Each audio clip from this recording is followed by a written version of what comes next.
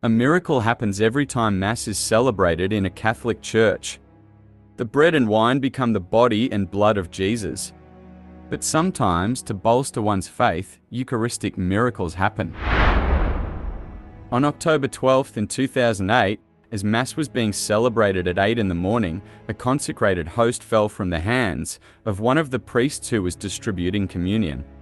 He placed it in a container of water to allow it to dissolve over time and then later be disposed of correctly. At the end of Mass, the pastor asked Sister Julia, the parish sacristan, to pour the water and the host into a different enclosed container. She then placed the container in the safe in the church's sacristy, which only she and the pastor had keys to. On October 19, the pastor asked Sister Julia to check if the host had dissolved for proper disposal. But when she opened the safe, she saw a red stain in the middle of the host. Several priests were brought to observe what had happened, and they were all amazed, but kept silent about the matter, as investigations are needed to be considered with such cases, and knowing that the red stain could possibly result from some other natural cause. The Archbishop was soon alerted and made his way with several priests and professors to examine the host.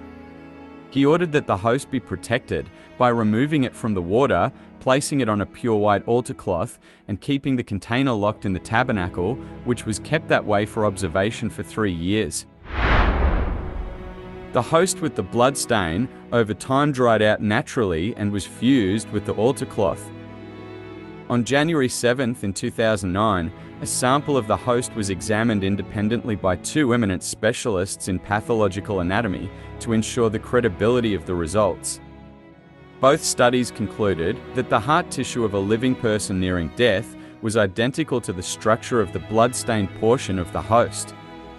The structure of the heart muscle fibers was inseparably interconnected with the consecrated host. According to one of the professors, this phenomenon would be impossible to achieve by any human means and was inexplicable by all natural sciences.